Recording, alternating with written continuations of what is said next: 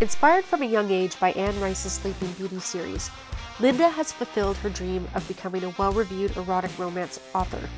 Prolific in her writing, Linda has published 3 books in 6 months, with a 4th on the way. However, this wasn't her only publishing experience.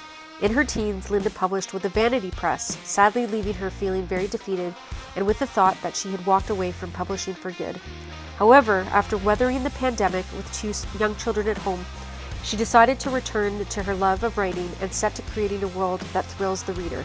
In fact, she states that writing is now her self-care, as it helps her decompress from the demands of parenting her neurotypical child and her neurodivergent child, ultimately making her a better parent as a result.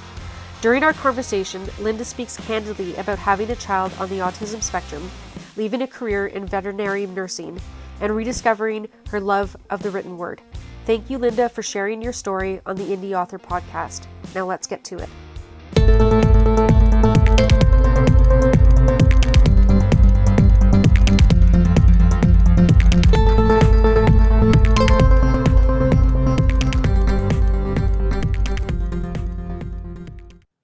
Hi, welcome to Indie Authors. My name is Amy, and today we have our guest, Linda. And as with always, I start with your bio. So this is Linda Eggert. Pronounced it right? Correct. Yes. Good. Okay. So already starting off on a good note. So you're a stay-at-home mom to 2 children, one with autism. With all his therapies and such, it is hard to commit to a real 9-to-5 job, so you stay home. Writing will hopefully help with some finances since you cannot work much. Besides writing, you love your classic cars, pets, baking, reading, and being an awesome mom. And you live in Pennsylvania, USA. So that's awesome. You have always loved writing, especially in the romance and erotica genres. And besides your children, you have a fiance at home, as well as 2 Irish wolfhounds, which I'm hoping kind of make an appearance at some point, and numerous aquariums, which we can see there. And you actually live in Hellertown, which is an awesome name. Hellertown, like Hellertown, yeah. Yeah, like that's. Although it sounds cool, but it's really not. It's just a tiny little like 2-horse town, you know. Still, like with a name like that, it has so much promise. Let's put it on the map. Let's not. I like it. It's small and quiet. Okay, so then nobody go there. I'm editing out your town's name.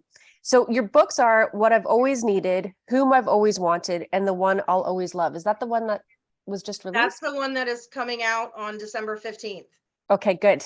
That's so exciting for you. So I just got the sample copy in the mail yesterday, day before. I saw, on your post. It looks great. I mean, I know that you're like, oh, I'm 90%, but I think it looks great. Like, I'm not happy with it. And the images that I submitted for the cover are right. But for some reason, they're using a different printer now, and they don't want things as close to the bottom edge as previous. So they had to move up that bottom line where it says like book 3 always series. And I mean, to look at the book as a standalone, yeah, it looks fine. But to hold it next to the other ones in the series, it's not exactly the same. And I don't know if it's just my OCD, but that bothers me. And it's your baby, right? So you have expectations, and and we can talk about that. That's actually a great topic to talk about, like when you receive this and it's not right. But let's get into how you started writing. So because there's so much writing involved with this reading involved with this project, I was able to just browse the beginning and of the first novel. And so I got to know, and forgive me, the main character's name is? There's Evie and Liam. Evie. And she met Liam. Okay, so yeah. And it was set up really well. Like I thought, okay, this is going places.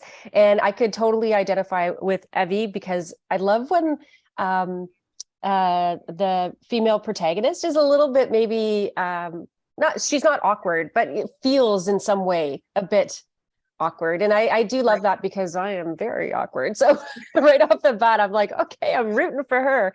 But unfortunately, because I didn't anticipate how much reading would be involved and of everybody. So I'm going back to them after. I wish I could speak more knowledgeably on them, on everybody's work.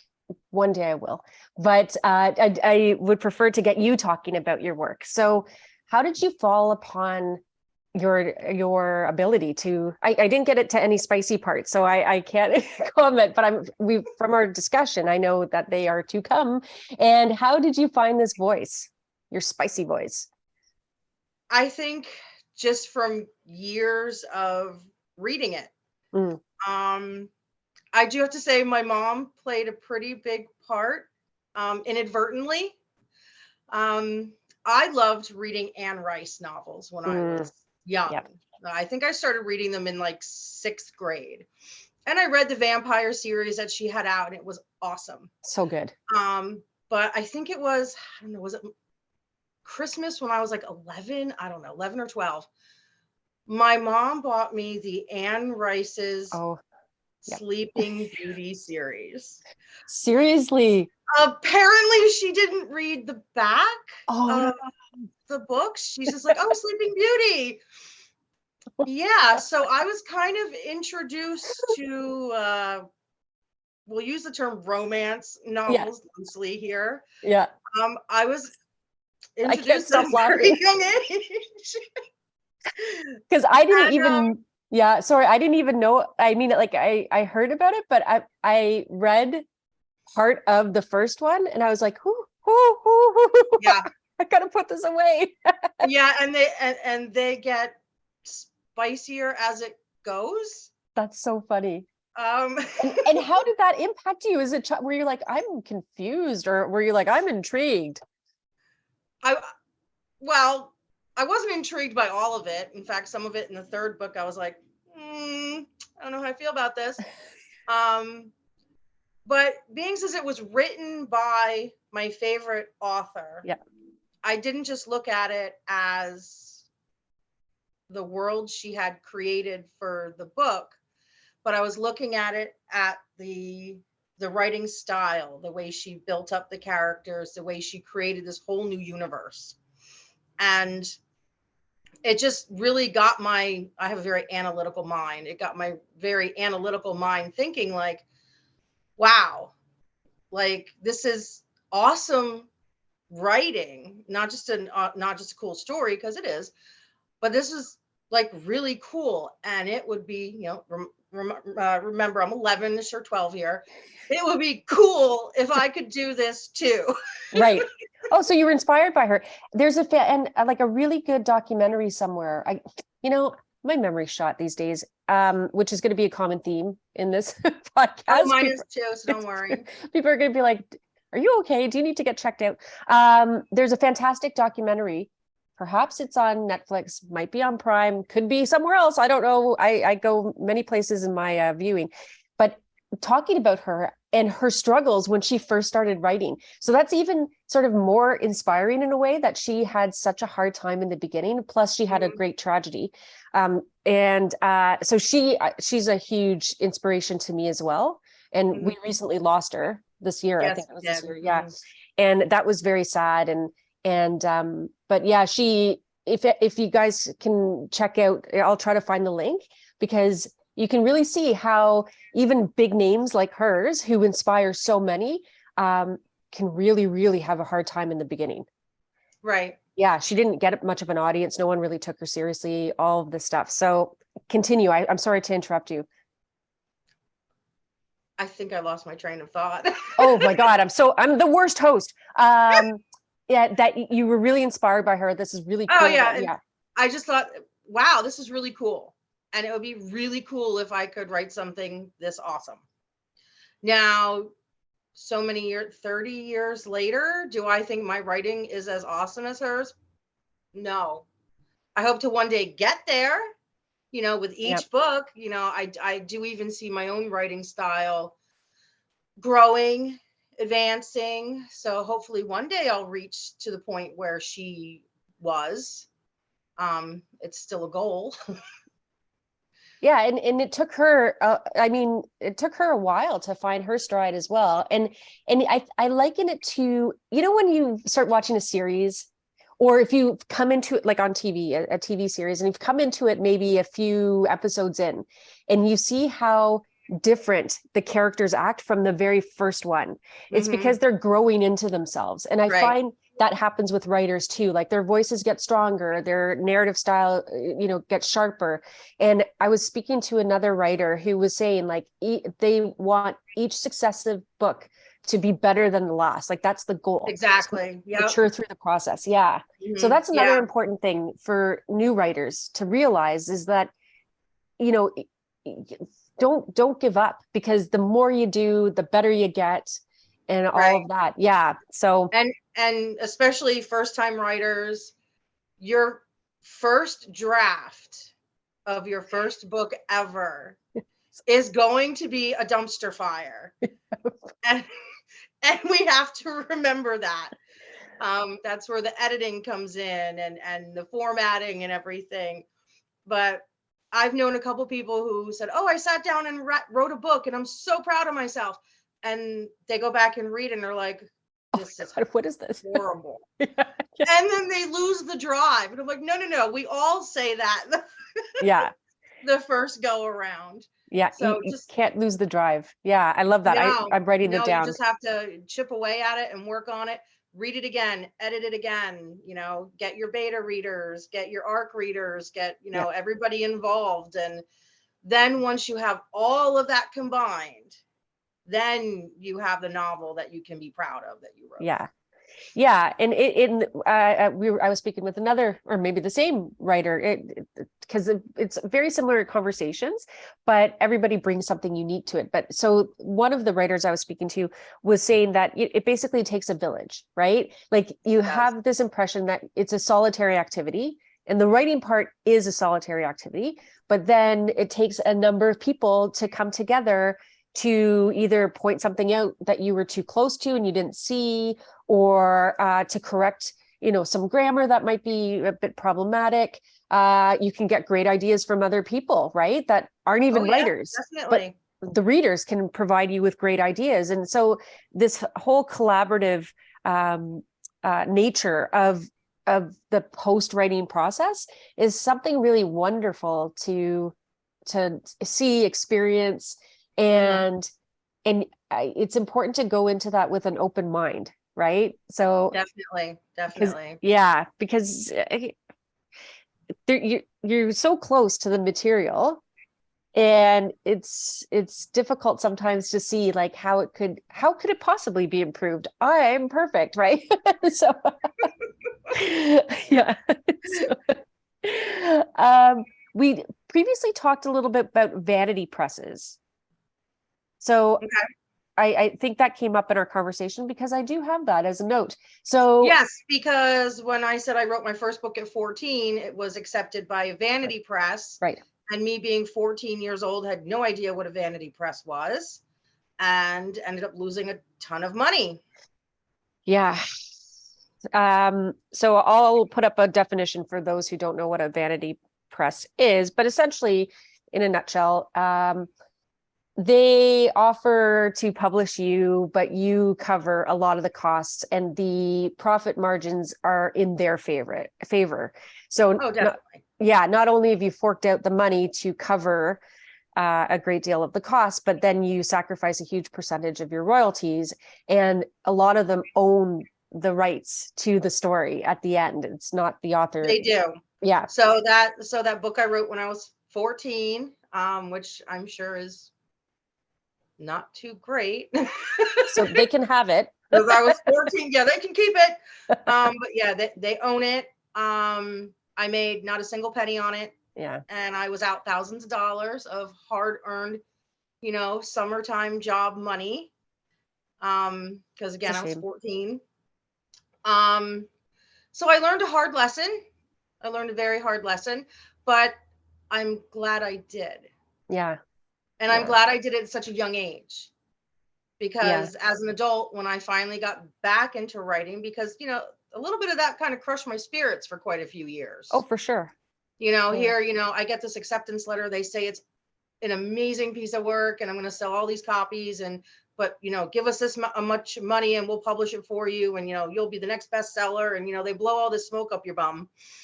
And then when nothing came to fruition from it, I walked away from writing for a long time, but I'm actually glad it happened, because then when I picked writing back up years later, I already knew what not to do. Yeah.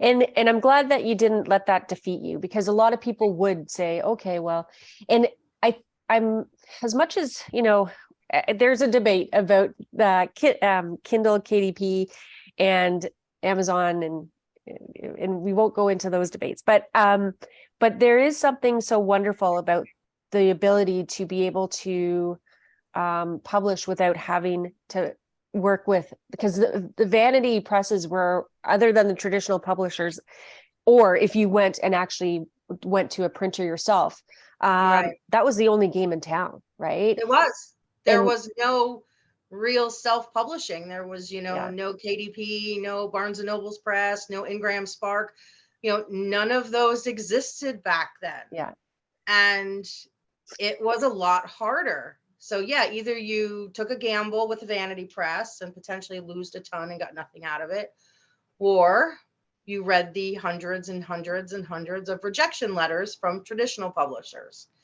And I got both way back when. And it was enough. It was enough. I walked away from writing for a long time. But yeah. the little spark of, I still think I can do this, never went away. So years later, Yeah. give it the old college try again. And the other thing about the receiving rejection letters, it's such a personal experience, right? Because it's you're being judged on your creative merit. But Right. what a lot of writers either don't think about or don't factor in to the rejection is that there, just like in any other industry, there are hot topics, there are politics at play, there are all sorts of different things that they have to fulfill, right? So they might have a quota of X kinds of, like, whatever kind of book, and from this kind of person, and from this area, whatever demographic or socioeconomic class, or there's always some sort of requirement that goes into selecting. And because they're so, they have a budget that they use every year, that restricts them to what they can actually accept. And then you've got some that will only accept a certain type of genre, and others that are more willing, and also a lot of writers don't try to go overseas, right? So like to Australia, to Britain, there's all these factors that come into play, and unfortunately, I think a lot of really strong voices get lost along the way because they try this traditional route. They don't take into consideration that, maybe it's not me that they don't want, but it's what I've created at this moment that they don't think they can sell. But I know there's an audience out there. And so through this world of KDP, I've been introduced to all sorts of writers that I would never have had an opportunity to read. Right. And who are fantastic, and who I'd rather give the money to than this faceless corporation. I mean, obviously, when you buy a book, part of the sales go back to the author, but this sort of indie environment, because indie authors make themselves so public and out there and accessible, it's a different reading experience. It is. Yeah. It is. Yeah. Because you can get to know the person who wrote it. You get to know what they were thinking, feeling, stuff like that. A lot of them you can contact, like even me, like I'm on things like Instagram and TickTock. And in fact, I found my new favorite writer from seeing one of her book reels on TickTock. Right. And she's an indie author from overseas, and her stuff's for sale on Amazon. And if it wasn't for the self-publishing she did through KDP and her cool videos on TikTok, I never would have heard of her. I'm gonna put all your information down below in the down below world. And that's the other thing, like talking about TikTok. I mean, discussed it with other writers, but TikTok has opened up a whole new world, a new way of marketing, a new way of interacting with creators and writers and all sorts of people. And it's such a, it, in a lot of ways, people say, oh, it's such a time waster. And in some ways it is, right? You can read. Oh my gosh, you can lose hours. And then you look up and you're like, it's dark. What happened? Yeah. Or it's like past 10 o'clock. I didn't eat dinner. But it's also a place where you can get inspired and you can mix and mingle with people and coming out of what we all just experienced, this, the plague, as I refer to it often. It was a way to keep sane and a way to feel connected on a different level and to exchange ideas and to find a community. And so book talk, writer talk, I don't know if that's a thing. Maybe I just made that up. Author talk, I think it is. I don't know. That's again, an extension of this whole doing it yourself, getting yourself out there and taking control back.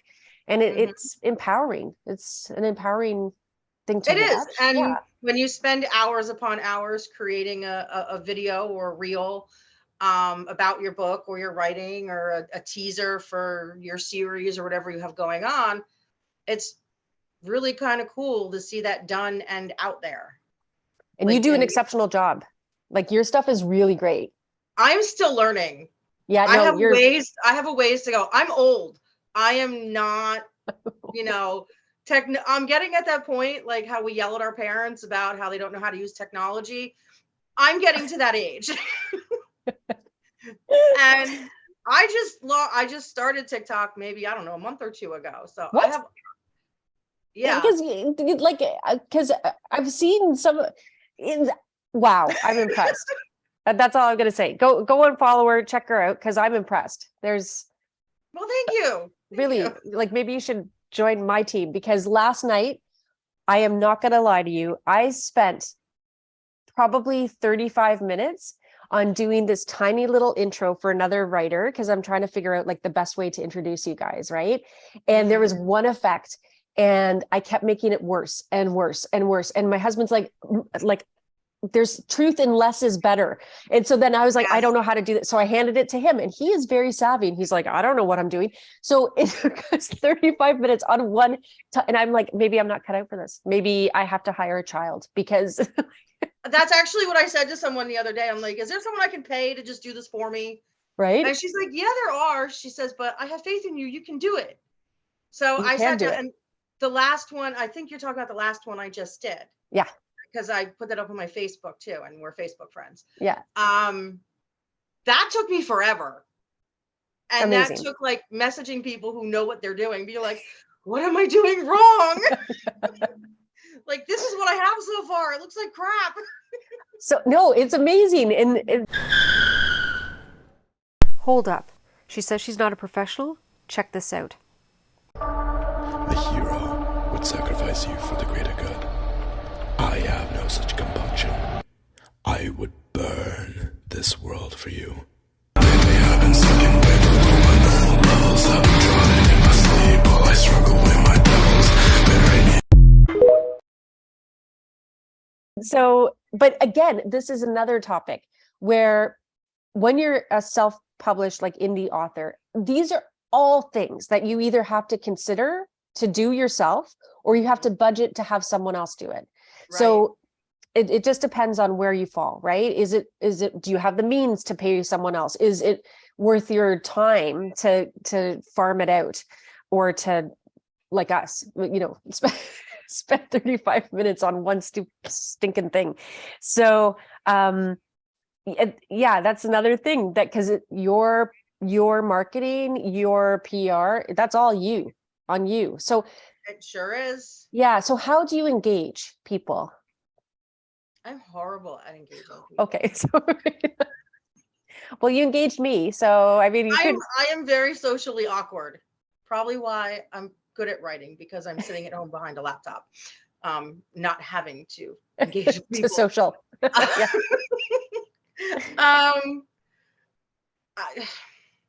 I don't even know. It kind of like when I told you in the beginning, I think before we were even recording, like I'm just a type of wing it type of person, you know, and like on TikTok with you know, they have like those reader follow parties and stuff, and I'll just start leaving comments. And I'll just be like, hey, if anybody wants to be like my book buddy, I'm here, come talk to me, whatever. And that's kind of how I approach most engagements. I wing it. Good. Yeah. Well, that's a nice natural way to do it, right? Because there's sincerity It is. behind it and it's not forced. So, And they're getting me, like the real me. So I love this quote. Someone is going to like it, and using that as an inspiration tool to get the job done. Because if I've learned anything, is that someone is, and this was your quote. I'm not Yep. taking it from you, but I loved it because it's so true. There is a reader for everyone out there, and someone who's going to be blown away by your work. And if that doesn't inspire for new writers or someone who's on the fence about publishing, I think that says it all. So who do you find is buying your work?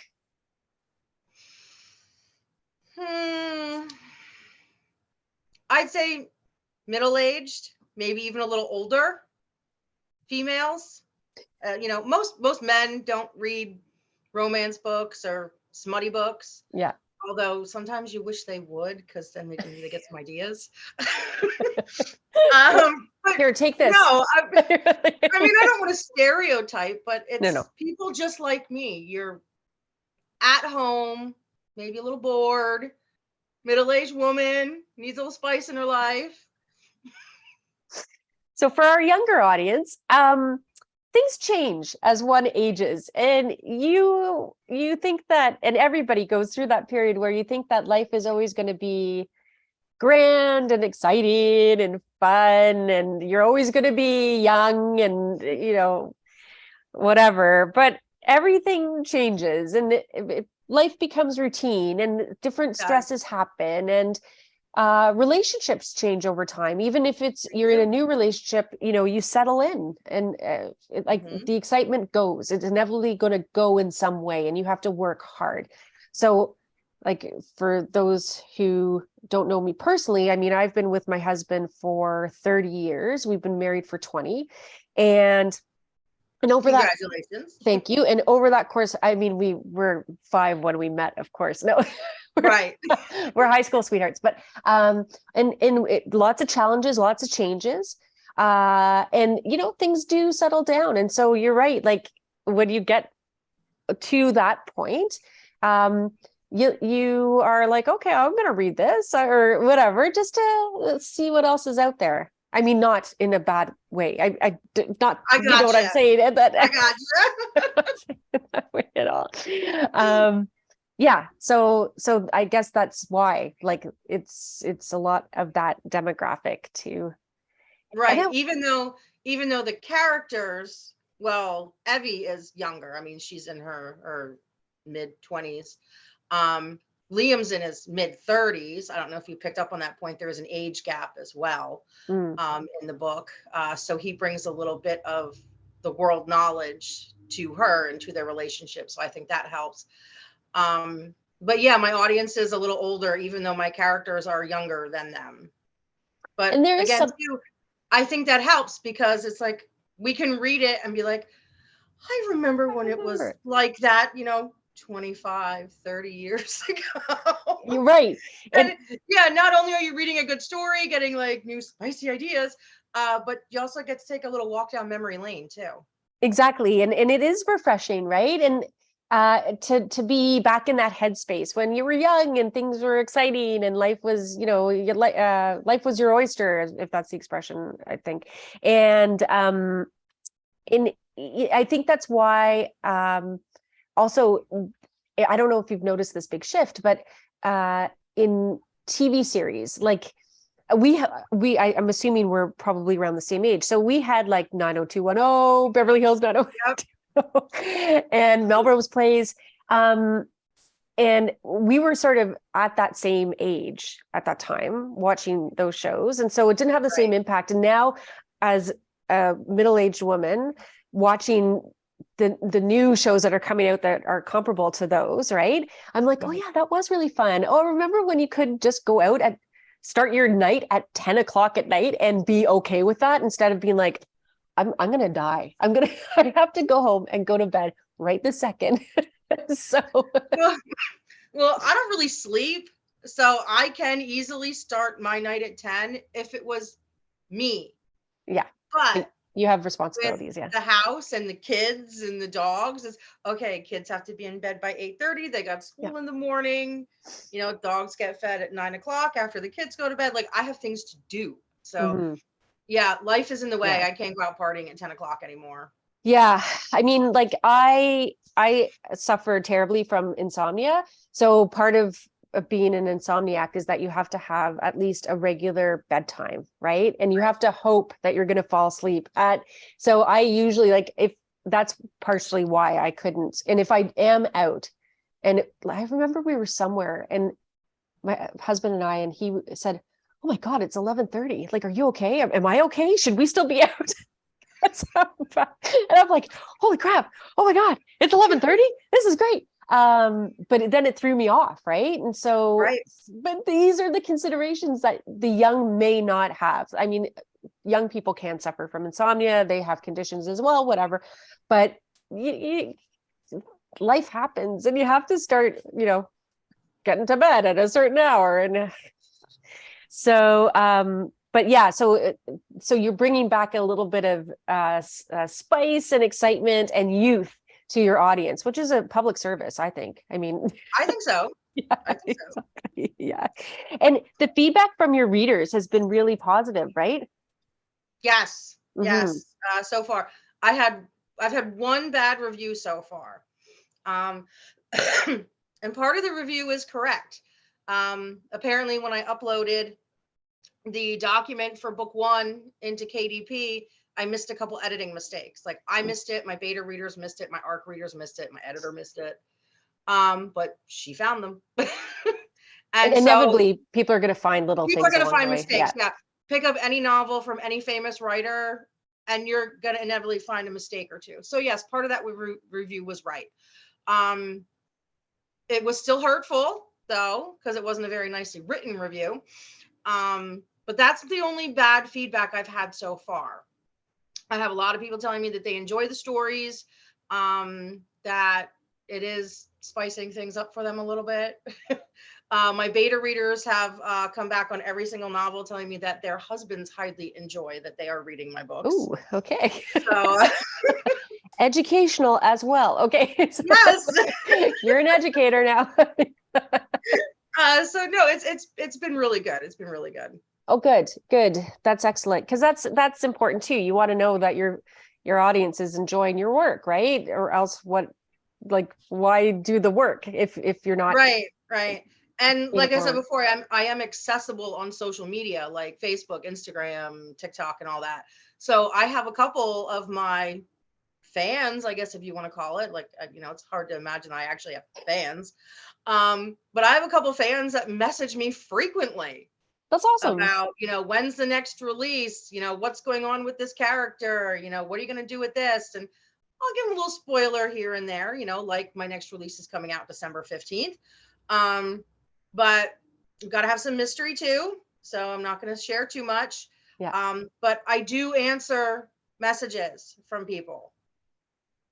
That's amazing. It is kind of cool to get a message from someone like, oh, I read your book and I absolutely loved it. And, this character spoke to me, or, this character did something really funny that made me laugh. And like, it's nice to hear those things. So I'm really happy with it. I'm happy with the feedback. Oh, good. So yeah, I'm just making that note too, like that you actually engage, you answer questions, and yeah, no, that's fantastic. So you touched on the family, and you touched on the fact that, or in your biography, you touched on that one of your children has autism. And I have several friends who have kids on the spectrum, and it can be very challenging to find time for yourself. So how do you carve out that time to create? I mean, and is it also sort of therapeutic for you It have this is. time. In fact, that's why I picked writing back up, because my life was one big ball of stress. My children are only a year and 5 days apart. Yeah. So they were in the terrible twos and the terrible threes and all that stuff at the same time. You're like, help me. And I had them a little later in life. I'm a little too old to be dealing with the terrible twos and terrible threes. Especially with one being on the spectrum. It was a constant, nonstop, just big ball of mommy all day long. And of course, I had them right before the pandemic started. Well, 2 years before the pandemic started. Yeah, they were 2 when it started, because they're 4 and 5 now. They'll be 5 and 6 in February. Okay. So they were right at that age when we're in a pandemic. Daycares are closed. Centers are closed. He was diagnosed autistic in December of 2020. So again, right in the beginning of the pandemic, we couldn't get any services for him because places were closed. They weren't taking people because of the fear of COVID. So hard. So I couldn't even get daycare for them. So I went from having a full-time career in veterinary medicine that I loved to being home all day, every day with 2 screaming toddlers. Yeah. And excuse me, I needed some kind of outlet. I did. By the end of the day, after I got them to bed and the house was quiet, I mean, a lot of times I would sit here and stare at my fish and stuff, and that would help me relax, but it wasn't an outlet. And their father's an over-the-road trucker, so it's really hard to get time with him. And I needed something to do, something to use my mind, my brain, my thoughts, my feelings for something other than making sandwiches and changing diapers. Because you start to feel like a machine at some point, or like that period of time completely challenges your identity, because you're just a mom. Like, that's it. You're a care provider. And Right. I'm not saying just a mom. Like, I got you. Because sometimes there are days where you feel that you are just a mom. Yeah. And then I had to learn stripped bare of everything. And then I had to learn the mothering. challenges of what comes with the autism diagnosis. Like, I knew he was different the day he was born.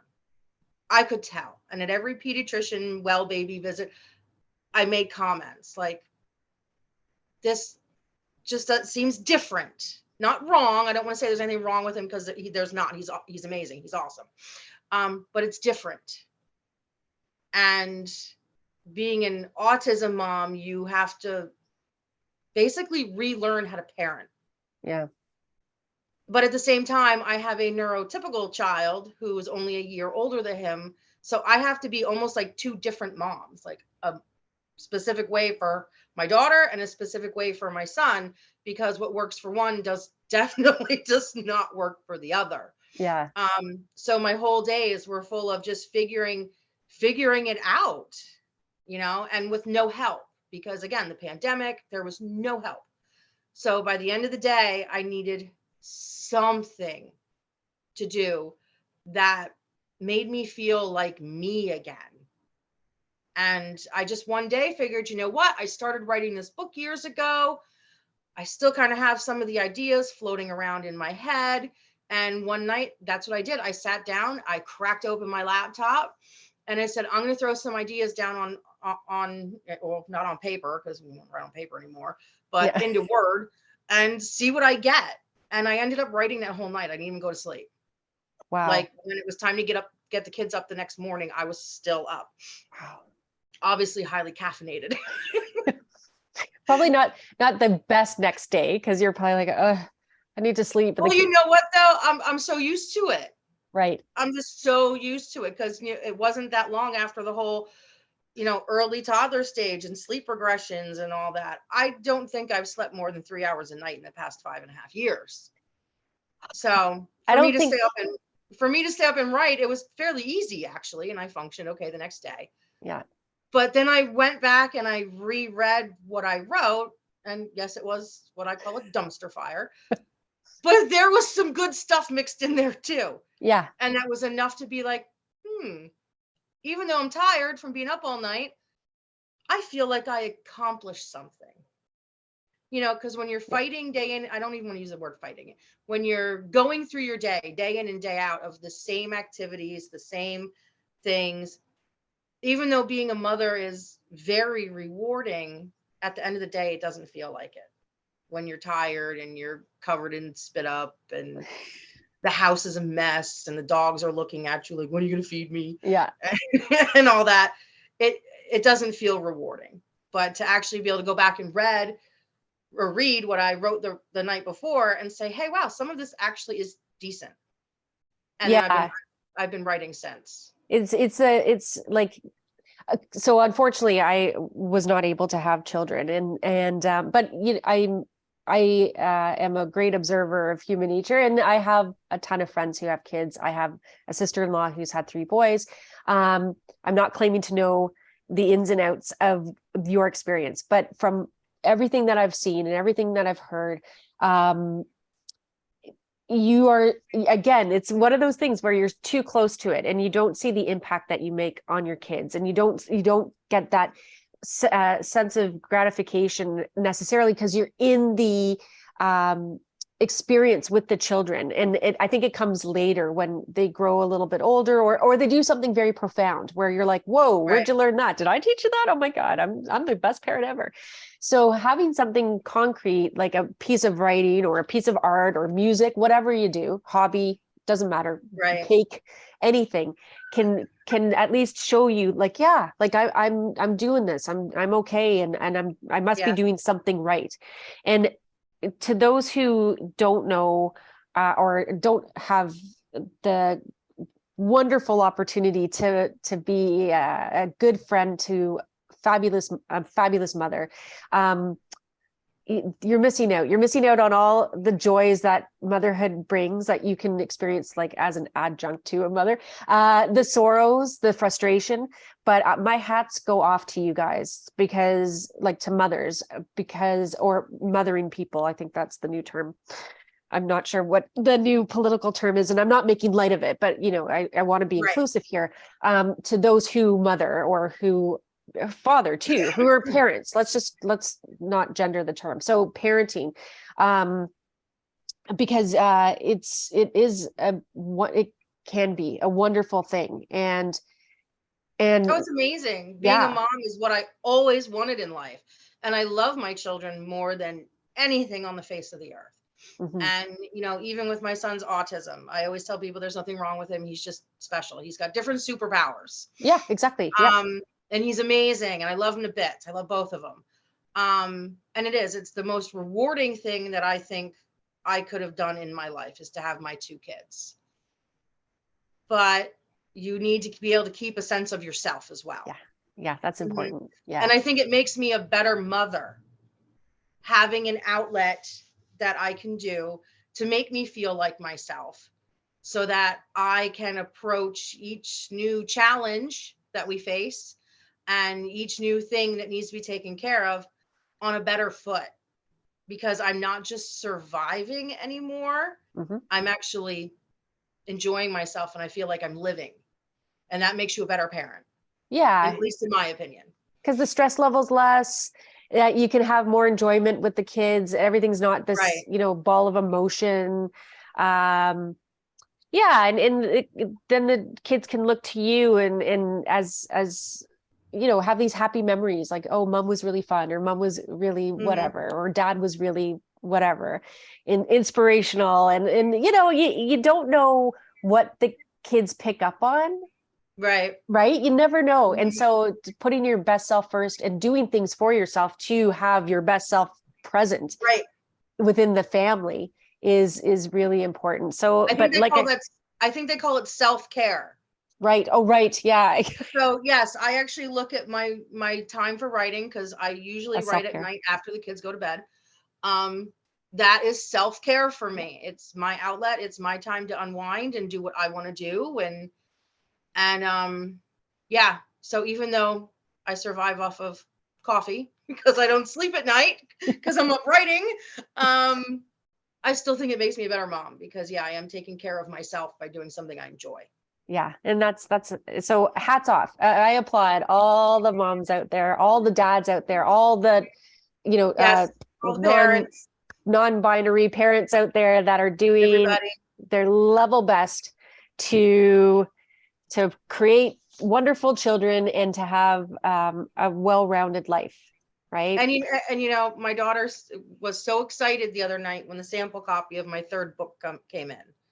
It actually arrived right at bedtime because I guess UPS is delivering late due to the holidays. Yeah. It came at like 8:59. In fact, she was supposed to be in bed, and I'd already told her 3 times she had to go to bed. But she was still awake when the UPS man dropped it off, and I think she was more excited to unbox the box than I was. And that's another cool thing I get to see. She's she's gonna be 6 in February, and she is super excited every time one of my new books comes in. Well, see, that's amazing. I think that's really cool. And well, that's something I can share that with her. Yeah, like that's teaching her, this emotional intelligence and how to learn to be happy for others and to share in joy. Like that group joy experience is such a wonderful thing, right? And right. And when she gets older, she's probably going to be super proud as she starts to understand the amount of work it goes into writing a book. And to say, yeah, well, my mom wrote probably at that time 15, let's say, but that's something that is to be admired, and to teach your children, you can have this passion, you can do it, you can make it happen, is such a valuable experience. And to actually hand her a paperback copy of my book and be like, all that work that mommy does on the computer late at night when you guys are sleeping, this is it. Yeah. Like, you can hold it in your hands. Yeah. Like, this is what I was doing. I think that's a valuable lesson as well. Yeah. To actually see the reward for the work. Yeah. And that hard work pays off. And if you find something you love, you just do it. So many wonderful lessons. Now, when are you going to let them read your work, or if ever? Never. Yeah, that's what I was wondering. Never. Yeah. No, maybe when they're in their 30s, maybe. And also, it would probably be very uncomfortable maybe for them, or maybe not. Some kids are so cool about stuff, but it's funny because the latest season of The Crown is out, and spoiler alert, it's the episode I just watched was about Charles, who had that intimate conversation with Camilla, and it had been reported in the paper. None of this is new information. It's not really a spoiler because it's on the historical record. Right. But the reaction of the Queen and the sister, and so I'm imagining that was pretty tame in comparison to, right? That was just weird, sort of just off the cuff talk between two intimate partners. But the Queen's expression and all that stuff, I'm like, I wonder because I was thinking about today, right? About what your expression would be if your child was like, oh, so this is that same sort of like, oh my goodness. And sorry, are your parents still with us? Or do you have contact? Oh, yes, they are. They moved to Florida.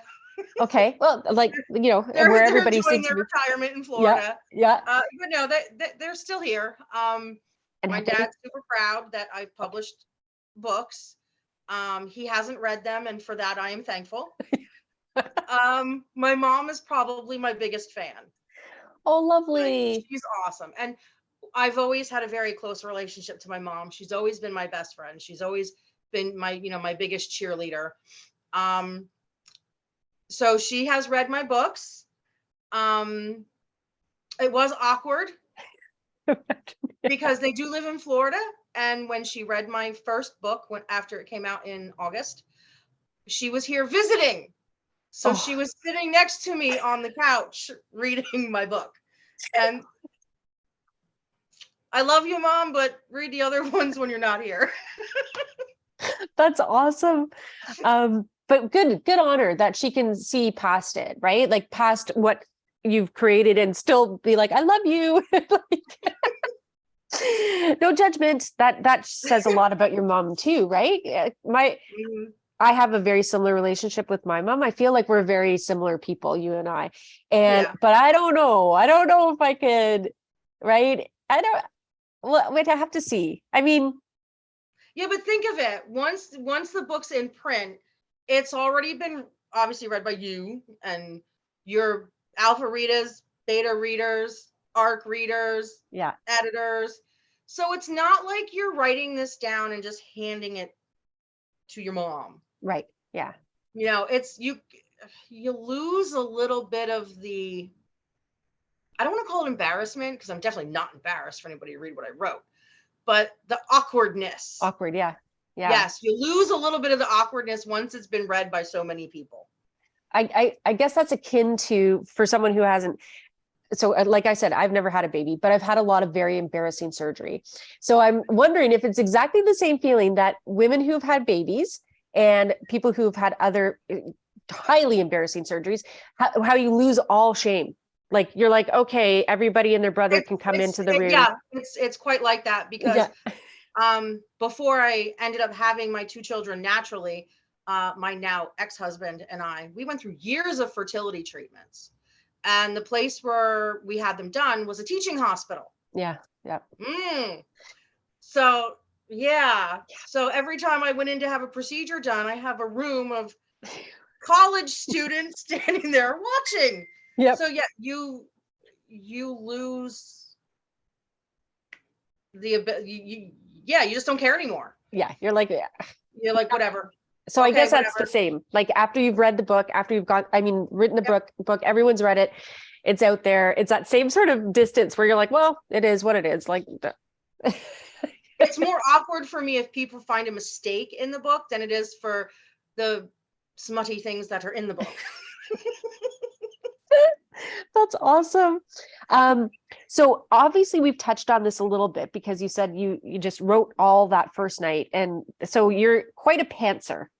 For people who, there's pantsers and there's plotters, and pantsers go by the seat of their pants, hence the expression pantsers. And then you have the plotters who have, these tremendously complicated, yet I'm always in awe of them with whatever method they use, like a storyboard or something online or a notebook that's filled with things. And I try my hardest to be a plotter. I do. It never works. It never works because it doesn't work for me either. The only thing I actually have written down, it's not even an outline. I seriously have one page in a notebook that has my character's first name, last name, their age, hair color, eye color, what relationship they are, like our best friend to this character or whatever. And that's only so that, like, say I wrote somebody in book 1, but I don't come back to them till book 3. I don't want to like have a reader go, in book 3 she was blonde and now she's a brunette. Yeah. So that's really the only thing I have. I tried outlining, I tried doing the charts and the whiteboards and all that, and it didn't work for me. It made it it was too rigid. And it makes me anxious. Someone posted a meme on my Facebook, I don't know, a month or so ago, and I shared it. It was, I would really love to know what your character does at the end of this book. And I'm like, yeah, me too. Yeah. I don't know yet. Because they haven't told me. They haven't told me yet. And that's how we ended up. I was only going to do 3 books, Evie and Liam's story, and then move on to something else. But after book 1 came out, my secondary character, her bodyguard, Jeremy, apparently everybody loves him more than anybody else in the books. Right. You were talking about that. That's right. Yeah. Now I'm working on book 4. So 4, 5, and 6 are actually going to be Jeremy's story, but they're all still intertwined. Like Evie and Liam are still in the books and the other characters still are too. But I didn't plan for him to be loved so much that he gets his own books, but here I am halfway done writing book 4. It's amazing. For Jeremy. Yeah. I also, that's about the extent of my plotting is just really developing the characters and how they're interrelated. Beyond that, I get too anxious. I get too overwhelmed, and that shuts me right down. Like it shuts my creativity down to have that. Right. Because if you're like, at least in my opinion, if you're using like, say, an outline, like chapter 1, I want it to be like this, and so on and so forth. If it doesn't fit what my outline says, then I get stressed out. Like it doesn't fit. It doesn't work. And then I end up deleting things and good things. So Yeah. And that's not good. Yeah. I couldn't do it. So Yeah. I think that if you build strong characters and build a strong story and a strong plot line, that they will take you where they need to go. Yeah. And that's how I do it. Yeah. And I mean, different strokes for different folks, because whatever works for whatever. Yeah, And whatever works. Yeah, I know yeah. people who outline everything. Yeah. And they're amazing writers. They have strong stories. They have great stories. It works for them. Doesn't work for me. Yeah. Yeah.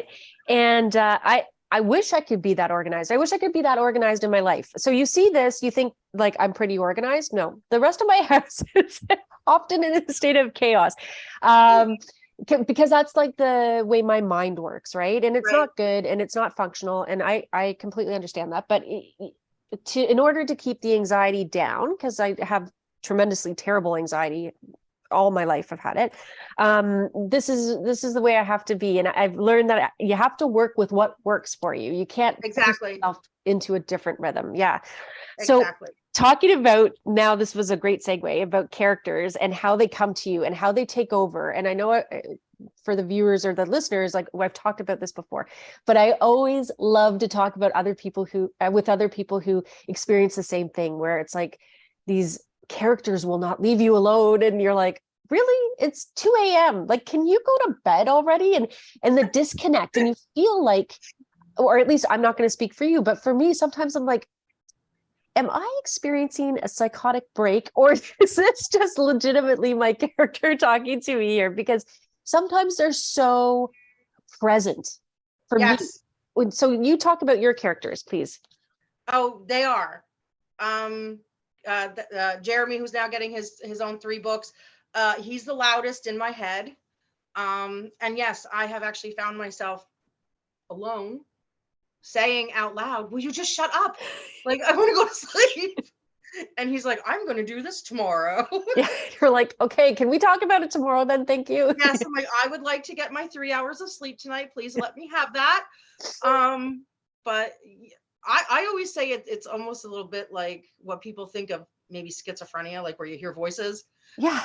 I hear mostly Jeremy in my head. But yeah, and sometimes it's to the point where you do get up out of bed. Yep. And go back to working on it, or you do get caught up, like say you allotted yourself 2 hours today because you have other things to do. You do end up going past the time that you've allotted, and it's just to appease that inner character. Yep. Yeah. And again, for the listeners, the viewers, whoever, I keep going back to this workshop that I did recently, and because it was a wonderful workshop, but we had a participant whose partner was a well-known Canadian author, Indigenous author, and she was talking about his method of connecting to the great creator and taking these moments to connect. And I really feel, and then our instructor who knew of this man's work, and I'll link his name was Richard, the Indigenous writer who's since passed away, unfortunately, but the instructor had been talking about that you have a muse, you have this creative like radio waves out there somewhere, right? And you're just tapping into it, and you're just the conduit, and it comes out. And I thought that imagery was so beautiful when we had discussed this in that session, because it is so true. Like, it is like you're just the vehicle to which these whoever ethereal, who knows what they are, but here they come, right? And it was also very reassuring that other people experience this, because you can have moments where you think, is this madness? What is this? And then you think about like the Van Gogh, however you say his name, and others like the Edgar Allan Poes who drank themselves to death, and in how where there's this fine line between your creative process and is it something else to be concerned about, or how far down you can spiral in the creative process. And part of that is the rejection. Part of that is the imposter syndrome, feeling like you're not good enough. What am I doing?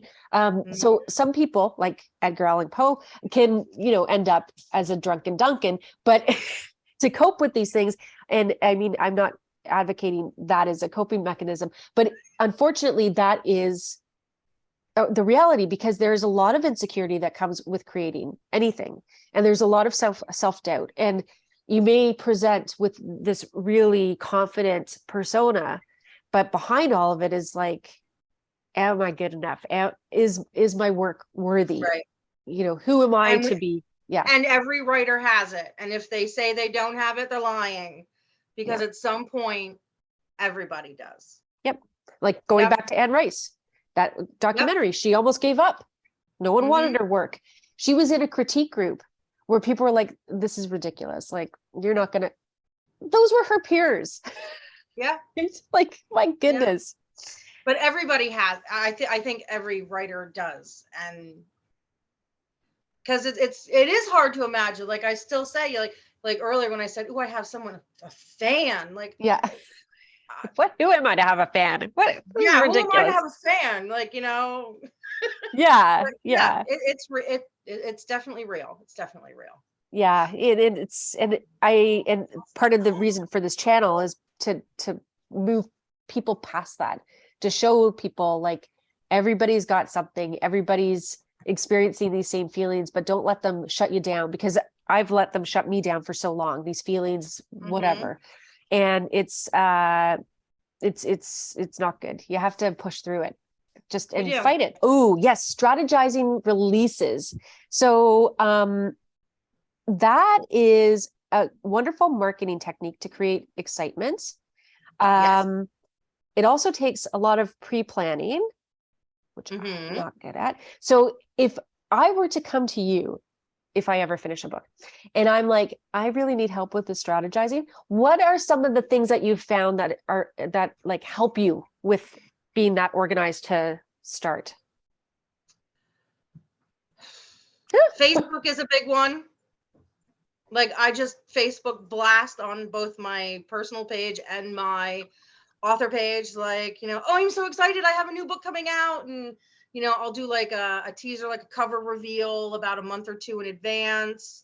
I'll do little snippets. Now I'm making the TikTok videos. That's huge. In getting the word out there and kind of getting people excited for it. And you do really great videos. I've said it before. I'm saying it again. How to get people excited. So, in many ways. I guess now you could consider that my job, right? Yeah. Yeah. It's my job to get you excited. Yeah. What a great job. Woohoo. Yeah, Facebook, TikTok, and Instagram ads, like the ones that you pay for. You don't have to pay a lot. I think I did like $5 a day for like a week or something. So it ended up being like $35 or whatever. That was big for me. I ran some of those in October, and October was my biggest month for sales. Wow. Although I did have a new release in October as well. So I was really pushing it. I really pushed the release of book number 2 with the ads and the reels and the stories and the Instagrams and all that. Then there's no rhyme or reason for how I do it. Yeah. I'll just be like, oh, I have 10 minutes of peace and quiet. I'm going to throw up a TikTok video. Okay. So this is remarkable, because you seem like this is all planned and executed, and that's amazing. So you know what, just keep doing what you're doing, because it looks like a well-oiled machine going on there. Sorry. The only thing that's planned is I do plan my release dates. Right. And that's because I'm trying to put a new one out every 2 months or so. Although I might need to take a break after book 4 comes out, because this mom is tired. Yeah. That's a lot of work. That is, to put one out every 2 months, for the writing, the editing, the getting it through my readers, the actual publishing, getting the sample copy sent, not liking it, having to have it redone. Like there's a lot to do in 2 months. So the only thing I have that I actually plan out is my release dates. Book 4 is actually going to release a day earlier, because I was asked by the lady at Barnes and Nobles for where I'm having a signing in 2 weeks. Just going to bring up, yeah. If I would collaborate on a Valentine's Day, like romance writers event in store. But she wants me to have book 4 ready to go for the event. So I'm hustling trying to get book 4 done. I know it's only a day early, but when you're doing all the work yourself, I mean, every day counts. Yeah. So again, it's like your natural segue to my next topic was the brick and mortar stores. How you have an interesting story behind how you were able, well, maybe it's like, I don't know. I found it very interesting, right? Because I hadn't thought about what you had done. So, and inspiring, because I think people get so caught up in like online, using all these online that they forget like, hello, people love to browse in bookstores. So how did you get yours into an actual bookstore? Okay. Well, you can't actually just walk into any Barnes and Nobles and buy off the shelf for me. Barnes and Nobles doesn't do that. If you're an indie author, even if you publish through Barnes and Nobles Press, on your book description, it says your books are non-returnable, meaning if someone buys your book, they don't like it, they can't return it. Because it's considered non-returnable, Barnes and Noble's big corporation will not allow it to be sold in their stores. But the store managers at each individual location have some pull as to what gets in the store and what doesn't. And for me, I wanted to do a book signing because I like to meet people. I think it'll just be cool. And I just thought it would be cool. So I called a Barnes and Nobles close to me and they're like, yeah, sure. You're actually we consider you one of our authors because you do publish through us as one of your platforms. She's like, so no problem. She's like, all we have to do is pick a date and a time and we're good to go. So, okay. So I scheduled with them and I figured, you know what? It's the last shopping weekend before Christmas. I'm going to cram in as many as I can because people are going to be in the stores. Like I'm hoping the stores will be really busy. It's the last weekend before Christmas. The book's coming out the 15th. So my first signing is the 17th. So I'll be able to actually launch book 3 at the signings. So then I called another Barnes and Nobles in my area because I'm lucky, even though I live in a dinky town, we're next to a bigger town. And we have like 3 Barnes and Nobles fairly close to us. And I say within 20 minutes each direction, I have 3 Barnes and Nobles. And the one that I called, the lady who sets up all of the in-store events, happens to be the regional buying person. And we just talked. I called, I was expecting a 2-minute conversation to set up a book signing in store. And we ended up chatting on the phone for over an hour. And, and she went on their system. She looked at my covers, the pictures in their system. She's like, I freaking love your covers. Yeah, she's you like, got great covers. Your covers are phenomenal. Yeah. She's like, you're so outgoing and so friendly. I think you're really going to have a good presence in store. I'll make you a deal. I will sell your books on consignment. Mm-hmm. She can't order them from Barnes and Nobles to sell in her store, but if I provide her the copies, then she can sell them in store. They get 40%, I get 60%, which comes out to the same amount as if I were to sell it any other way. So that's good for me, but it's only going to be in her stores. I mean, I imagine I could probably call around to hundreds of Barnes and Nobles, but that would cost me a fortune up front because it's on consignment and I can't afford to do that. So we're going to see how it goes. Actually, tomorrow I am dropping off a box of books to her because the signing's in 2 weeks. She said she's actually going to give me a display table at the front of the store. That's awesome. For a few weeks up to the signing. So that's really cool. Front table in Barnes and Noble. Yeah. It's great. It's only one store, but I think it's a sign I'm getting there. No, that's fantastic. I just made a note, get update on the in-person event for after you've completed it. Because hopefully we'll take some video of it and pictures and stuff. And I'm sure I'll upload stuff to the good old Facebook and the TickTock and Instagram and all that. Yeah. I'm sure we'll put some of that up. But anyway, long, boring story short, all I did was call the store and be nice to the store manager. Mm-hmm. That's really all you have to do. Yeah. And like, right. That's why I'm saying I'm sure other people have thought of it, but I was so impressed by this because you get, my mind works where I'm like, oh, I can only go on. Like, I didn't even factor in that you could publish through Barnes and Noble but if you wanted to get your book out there, you can go through Ingram Sparks, right? That's one of them. Yeah. So, and they do a fairly wide distribution through them. Mm-hmm. Or you could go wide on your own, which is what I did, like the Barnes and Nobles and the Amazon and Google Play and all those. But if you do that, then you can't be in the KDP Select right on Amazon, because right. you can't sell an ebook anywhere else besides Amazon if you're in the KDP Select. Right. And I actually just had this conversation the other day. I'm thinking about pulling my ebooks from everybody else, still publishing my paperback through Barnes and Noble, but pulling my ebook and doing the KDP Select, because 99.5% of my sales are Amazon. I was going to ask you, where the most 99.5% are Amazon. Seriously, I've sold maybe 1 or 2 books total since August through Barnes and Nobles, and I think 3 through Google Play. Yeah.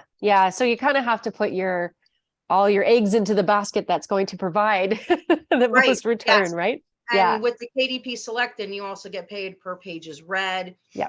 And then you can, you have the Kindle Unlimited where you can offer it for free on Kindle Unlimited. And you can do your, like say I want to do a Christmas Eve special of 99 cents or whatever.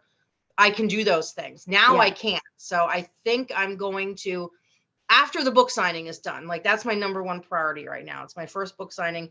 I'm uber stoked for it. I don't want to do anything to mess up what's happening with that. Right. So after that, and after the holidays settle down, then I think I'm going to go in and change some things.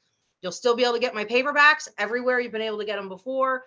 But I think the ebooks, I'm going to go strictly Amazon, because that's where the money's coming from. Yeah. And we could say that it's, they're out thinking the competition, Amazon, but they do have the unlimited, which is so accessible. Like, one of my instructors always said, buy live, borrow dead, right? When you're talking about, but unfortunately, some people don't have the funds to buy books, right? Right. So having the ability to have your work read on unlimited, okay, you might receive less, but you're still receiving money. You're receiving something, and you're knowing that your book has gotten into the proverbial hands of someone else. Exactly. So from an accessibility standpoint, I applaud the initiative, because if it's all rolled into your Amazon Prime membership, that's an added bonus. And if it gets people reading, that at the end of the day, that's all I care about. Literacy is all I care about. Yeah. That's what matters. Yeah. So, I think we've covered like everything that we were set out to talking about. Yay. This is so great. You're such a wonderful personality to have on, because it's just, we can talk about other things other than just book. So it's been a real pleasure. Is there anything that you wanted to touch on before we wrap up? I don't know. I think we covered most of it. Yeah. So and it does feel weird to spend almost an hour and a half chatting about me. Get used to it, because I have a funny feeling. It's still, that part still feels, I'm not used to that yet. Well, you're going to have to do it with the book signing, right? Most likely. But the book signing's like individual, like the person comes up, hi, how you doing? Like, but like some hang around. Some hang around, they want to get to know you. Yeah. I mean, it is a strange feeling in the beginning, but with, hope that this is just the beginning of a big, long career of you talking about yourself. So I hope so. I would like to actually be able to make a career out of it. We'll see. Yeah. And this is the first step, right? Just getting your name out, getting your work out. And that reminds me too about what you said about the whole getting into stores thing, about how you had never even thought about it or never taken that initiative. It was just a simple phone call. Like, what's the worst that could happen? That's how I I live my life. call and they Yep. tell me no. Yep. Well then, okay. I Okay, hang thank up. you. Yeah, thanks for your Okay, time. I bye. tried. Yeah, it's not like, you have to go burn all your books now because Right, right? right. So what's the worst that can happen? Yeah. I love that expression because really it puts everything into perspective when you ask yourself that. What is the absolute worst? And oftentimes nothing. It's very minor. You get a no And if you publish a book that's a flop, okay, it flopped. Yeah. Try again. Yeah. Even the big Make the names. next one better. Yeah, the big names have flops, right? There's all and it's like, again, like just do the work, and if it doesn't work, at least you could look at that as a practice novel, as a practice experience. Yep. Oh, the one thing I did want to talk about before you go is the working with the publishing part of it to get the actual book in hand, right? Like, so doing physical copies and how they've changed. So do you have any recourse on when you're like, well, this is not how I sent it, and I understand this is your new parameter, or your new expectation, whatever. How does that work, right? Like, if you're really unhappy, are they going to be like, okay, we'll take it back? Or different with every place. And this is, I think, another reason why I want to lean more towards Amazon for my books is I'm highly frustrated because dealing with Barnes and Noble's press, there is no customer service phone number. Everything is email. And when I emailed that I wanted to see what they were doing to my cover when they said they weren't happy with the bottom line of my cover. Like, here, I can show you. This is book 3. Yep. Okay. So this bottom line here is supposed to be closer to the bottom. On books 1 and 2, it's not a lot. It's like a 1/4 of an inch different. And in my design, I had it where it's supposed to be, where it was on books 1 and 2. So I never imagined that there would be a problem with it being the same. Apparently now it is. And I emailed them and said, well, you need to show me what you're doing. Like, I even put in my thing, I have a book signing coming up. I need to order a crap ton of these books. I need to see it before I'm spending all this money to order copies of my book. Like, what if they look like crap? And I didn't even get a reply until after they had shipped out my sample copy. So it's extremely frustrating. And I do not have time, because the signing's in 2 weeks. I do not have time to fight with them to get it changed in order for the signing. I've already tried emailing, and like I emailed a couple days ago, like, I don't like this. I don't like it. It's not right. Why can't it look like the other 2? And the only response I get is, oh, we shipped out your next shipment. Thanks, guys. Yeah. Like, not what I was asking. With KDP, they do primarily focus on, emailing back and forth. Like, if you upload your cover and it doesn't fit, or if there's an error or whatever, they are going to email you and say, hey, check this out. These are our recommendations. Go in and fix it. But they do have a customer service. If I'm having that much of a problem, or if I'm not happy with something, or if I'm having a complete brain fart and I can't figure something out and I'm stressing out about it, you can speak to a human being at Amazon. Valuable. And that's what I like. That's what I like. Because the whole thing, I was, angry about this whole thing with this stupid line on the cover of my book. And I'm like yelling at my poor fiance. I'm like, I just need a human. And you're it. And like, how do you explain in an email? Yeah. Besides, and I did everything. I put like, this is the ISBN numbers of the first 2. Look at the covers. This is the ISBN number for book 3. Look where you're putting it. It's like, it's different. And so many people have already told me, like my mom told me, my neighbor told me, lady down the street told me. She's like, who cares? She's like, the cover still looks good. I'm like, yes, the cover does look good. 90% like like it.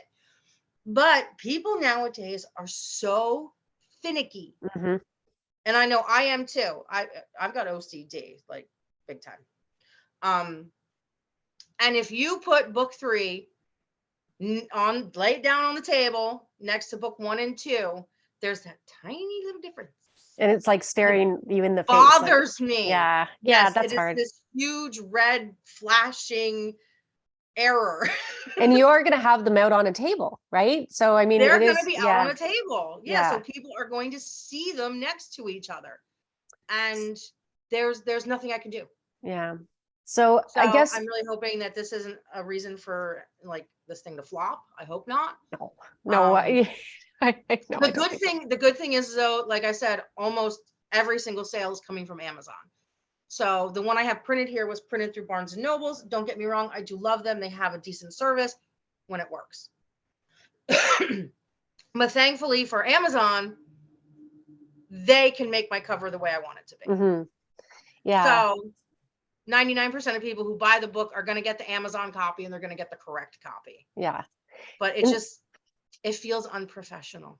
And this is a very valuable insight because, again, something that you wouldn't necessarily consider, something that you wouldn't think about beforehand, going through the different self-publishing avenues, right? And right, like when you have a traditional publisher, they do all this junk for you. Exactly. But and now when you're an indie publisher, you're the one screaming at the laptop and you're the one yelling on the phone. And I think it's important to consider the customer service aspect because they're your only line to solving a problem or to communicating what you expect or what you need from the book cover or whatever happens with the book.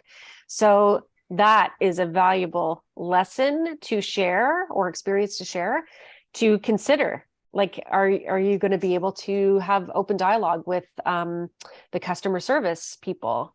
So Barnes and Noble, get that, get working on that. I hope they would eventually get like an actual customer service department. They just have the support where you email them. Mm-hmm. But things can't always, like, we still need human beings in this world. Yeah.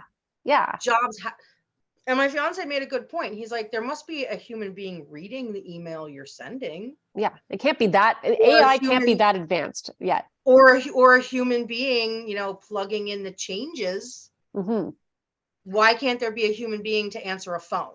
Yeah, my husband used to be in printing, and so not book printing, but he worked with marketing departments, advertising, all sorts of things, and so I can imagine what that behind the scenes looks like because I would visit him at work sometimes, and 100% there's a team of people. Maybe they all work remotely now, I'm not sure, but someone has their hands on your product. And so it's essential that at least even if the corporation doesn't want you to have direct contact with the designer, at least have someone who can coordinate that communication so that, right. Because things happen all the time in printing. I used to hear horror stories from my husband, and it would be, multi-million-dollar printing jobs where something would just be slightly off, and the client wouldn't be satisfied, and you have to satisfy the client. So the same should extend to this as well, where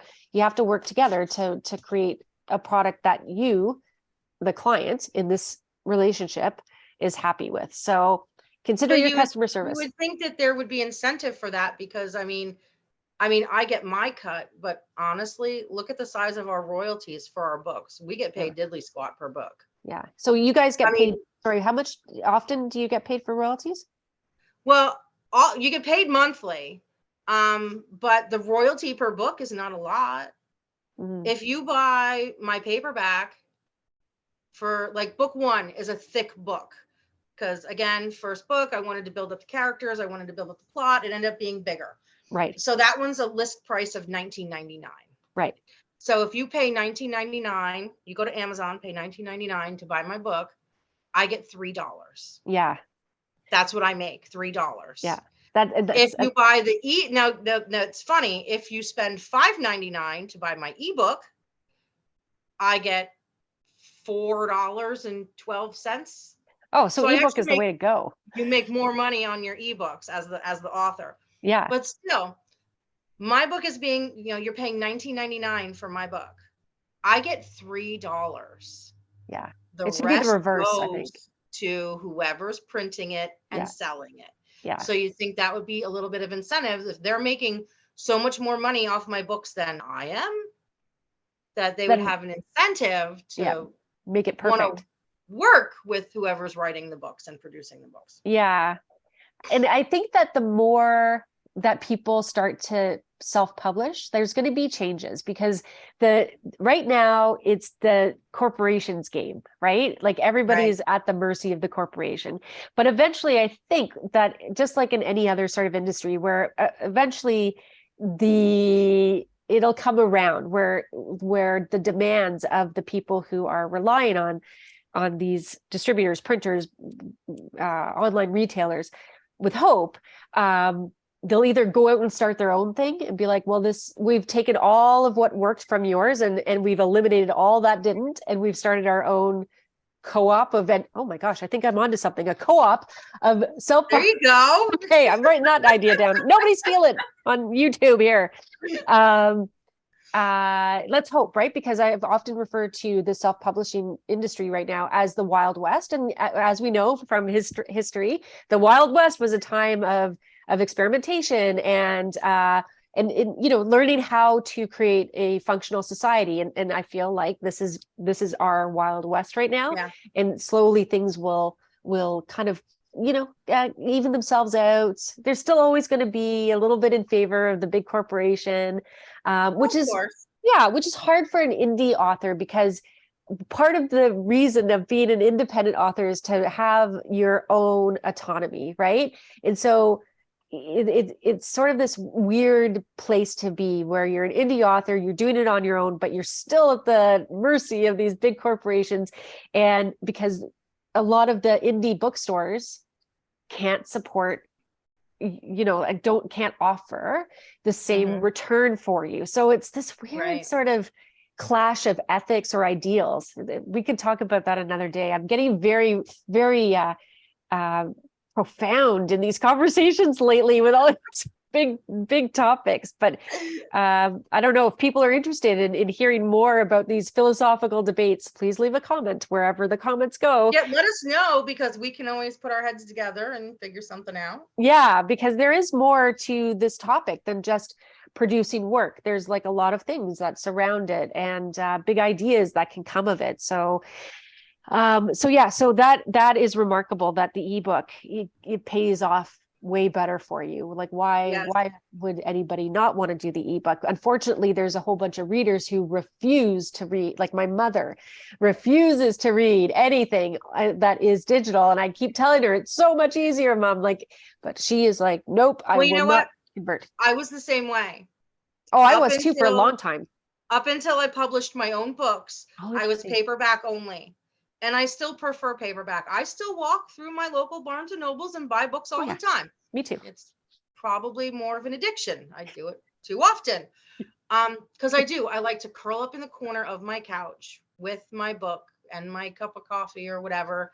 And I like holding a book. I like flipping the pages. I like the smell of the book, like everything. Yeah. And I never considered even buying an ebook until I realized that it's in a lot of cases better for the author. The author makes out better, because I see it now in myself. Yeah. I make more money on an ebook than I do a paperback. Because the overhead, like there's not that. There's no overhead. No expense to go into cost. it. Yeah. Right. Yeah. The printing cost of my first book, the retail price, we sell it at $19.99. The printing cost alone, before they take out their cut for everything else, just printing the book, it's $11.47. Yeah. Yeah. It's expensive. It is. It's very, printing costs right now are astronomical. Yeah. So it's better for the reader, because they're paying $5.99 instead of $19.99. They could technically buy all three of my ebooks for the price of one paperback. So they're saving money and I'm making more money. So yes, ebooks are my favorite now, at least as a writer. Yeah. And it's interesting that you say, because Amazon makes it so easy. So last night I was in a Facebook group, group, the self-publishing one. Mm-hmm. And a gentleman was talking about, how do I get marketing? How do I do this? How do I do that? He's 77 years old. He's written 19 books.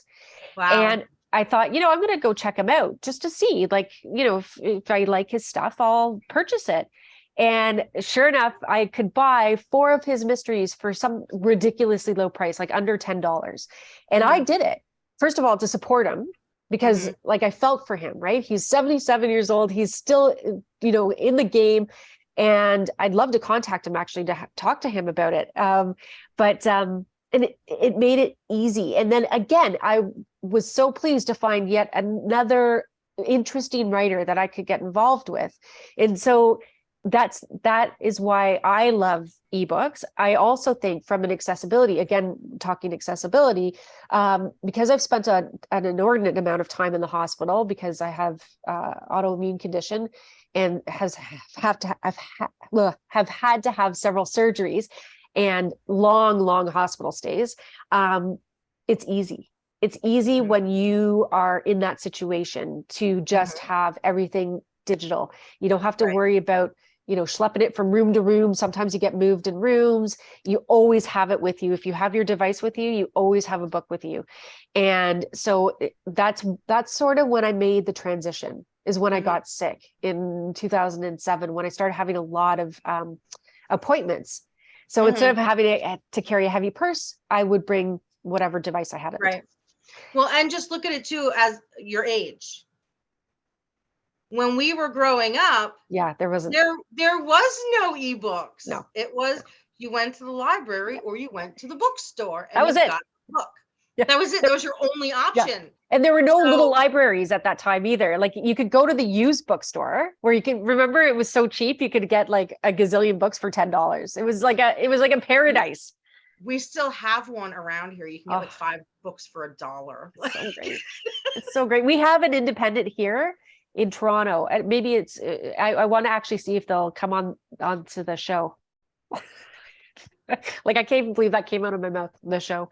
But yeah, right. It was so great. And you'd go, and even if they smelled like must, remember that dust might and things would start to fall apart as you were opening the book. Or you'd be like halfway through it and you'd open up to a page with like a huge coffee ring stain on it or something. But it was part of the joy of it, right? It was. Yeah. Yep. And you learned to flip through them before you bought them to make sure there were no bugs or anything living in them. Or Okay, we're really showing our age now. The kids are like, what when did you grow up? Yeah. I think that's why people like us preferred paperbacks, because it's what we knew. It's what we grew up with. Yeah. Kids nowadays, I shouldn't even say kids.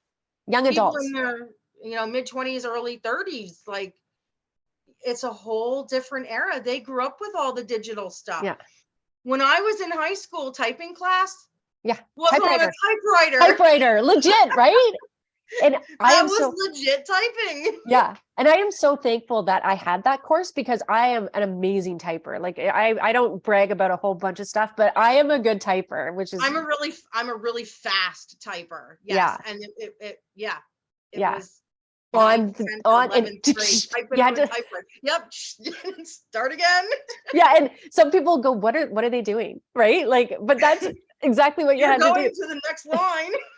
It was fun. And I don't know if you felt like this in high school too, but I often felt like I was a secretary in that class. Like I was like, oh yeah. And we don't even use the word secretary anymore, unless it's like Secretary of State. But right. Yeah. You're not a secretary anymore. You're a personal assistant or an admin, something like that. Everything's changed. Yeah. But you're right. We are the last generation or we are the transitory generation where we grew up with one and came into adulthood with another, which is a very interesting place to be. And so, yes, I do love the bookstore. I love going through it. I love seeing the titles. There's this like thrill of opening that new book and you smell the paper and the ink and it's sort of this religious experience. And you're like, what? But now what I found is because of my advanced age, because of my situation where I'm often, at an appointment doing something completely annoying and not where I want to be. I take pictures of the book covers and I buy them later, right? Like I buy them online instead of, and also we live in a small space. And eventually you run out of space, right? So I just bought a bigger TV stand / bookshelf because yeah, I ran out of room you in do. the You other run. one. Yeah, you run in a room. I But went yeah, through. Yeah. there's someone at my front door. Oh, that's creepy. Maybe it's going to be one of those, Maybe it's another shipment of books. or maybe it's a fan, a Misery. Woo! Don't answer the door. It might be Misery. Don't do it. I didn't even hear it at first. The dogs are both like, someone's at the door. Yeah, I heard a little tip tap. Was that the dog like tip tapping over towards the door?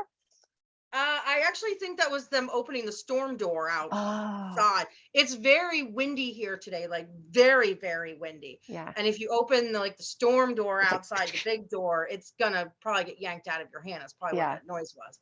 Yeah. But no one actually knocked, so I'm assuming it's a delivery. Oh, let's hope. Oh, Hi. hey, sweet pea. Oh my goodness. You say hi? See, yeah, if you've never seen an Irish wolfhound before, they are enormous and adorable and wonderful. Oh my gosh, and they both are. Oh. Yeah, I can't really see. There they are. Hi, Yes. guys. Hello. Little like faux hawk thing happening in the front. I love that. She, the female has nice eyebrows that come down. Yeah. She's got really cute. This is her right here. Gigi, say hi. Can you look? No, she's obsessed with licking faces. Oh, I've got one like that too. And then her brother, yeah, his is more like a weird, like 1980s spiked up mohawk. Yeah, I love it. They're my favorite dogs. Okay, back off. Come on. Okay, enough love. Back up. That's it. That's enough. I always say they to were good this whole time though. They were quiet amazing. the whole time. Yeah, they were amazing. I always say to my face licker, like, okay, go away now. Like I think, oh my God, thank goodness I didn't have kids. Because imagine if I was like, go away now. I have some sort of child therapy I'd have to contend with. Anyway, No, this it's is different. Because even my children tell the dogs to, okay, guys, yeah, go away. To go away. Yeah. To go away. I'm almost done. Well, this has been a delight, a sheer delight. And I have so many wonderful notes about things that I want to highlight. And you've given such great advice on different things. So this has been great. And I really thank you for taking the time. I'd like to thank our viewers and our listeners for taking the time on this wild ride that is indie authors. Yeah. And I'd like to say thank you for having me. Oh, you're welcome. As I push these two knuckleheads out. I have to go now because I have to push the knuckleheads away. They're up and want to be in my face. Well, thank you. And we'll talk soon. I hope to have you back after you have a few more books out. That'll be exciting. Yes, yes, I would like to come back. I'm about to be pushed off my chair. Yeah. Okay. I'd love to come back and we could talk some more and we can hit again on the conduit of crazy and yeah. And then, oh good Lord. Okay, guys, I'm done. I'm okay. Thank you. All right, thanks for having me.